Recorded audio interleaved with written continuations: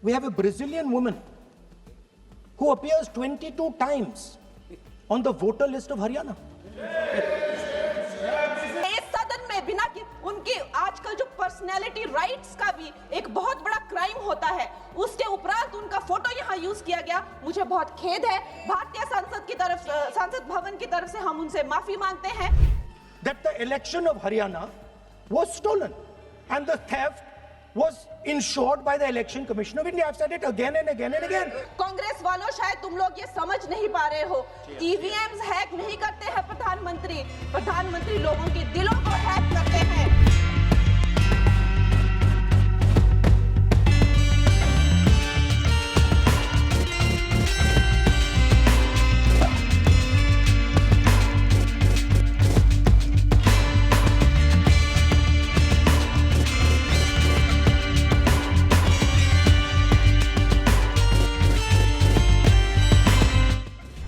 Also tell us what is the architecture of the EVM. Give us access to the EVM. Let our experts go and see what is inside the EVM.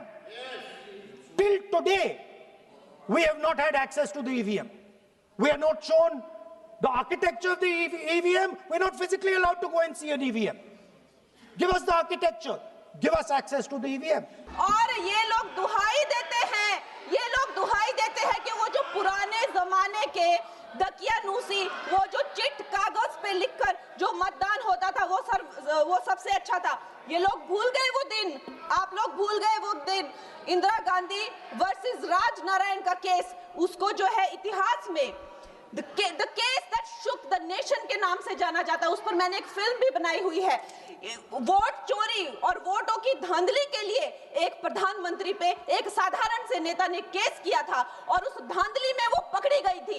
हर उनका जो आरोप है उसमें सच सिद्ध किया गया था और रातों रात उनको कुर्सी छोड़ने के लिए कहा गया था और रातों रात जो है उनको ये आदेश दिया गया था कि आगे इतने सालों तक आप कभी जो है वो चुनाव लड़ नहीं सकते। ये धांधलियां इन्होंने करी हुई हैं और ये जो है उस टाइम के बैलेट बॉक्सों को उठाकर ले जाते थे ये लोग और आज कहते हैं कि इनको ईवीएम्स जो है वो हैक हो जाते हैं। एक समय निर्धारित करेंगे, 10 घंटे, 20 घंटे, 40 घंटे, जितने घंटों में आपकी ये शिकायत पूरी हो जाए, माननीय सदस्य आप शांत हो जाए और हम बहस कर लेंगे। लेकिन इस सदन का कीमती समय, जिसके लिए हमें यहाँ पे जनता ने भेजा है, जैसे हमें जनता की समस्याओं को हल करने के लिए चर्चा करनी चाहिए, इस्तेमाल करना चाहिए, उसको इसी के लिए इस्तेमाल करिए। उसके बाद जैसे अंग्रेजी में कहते हैं ना, जैसे अंग्रेजी में कहते हैं कि once and for all let's close the chapter। Priyanka Gandhi ji कहती हैं कि छोड़ो पुरानी बातें, हम पुरानी बातें नहीं करेंगे, हम पुराने लोगों के बारे में नहीं बोलेंगे। तो मैं ये जानना चाहती हूँ कि आपकी जो माता जी हैं वो तो आपकी अध्यक्ष है और इस वक्त की वो अध्यक्ष है।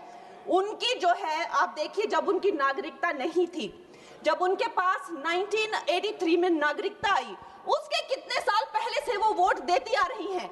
तो ये जो इनका जो परिवार है, एंटाइटलमेंट से जो ग्रस्त ये इनका परिवार है, ये प्रियंका गांधी जी को भी याद रखना चाहिए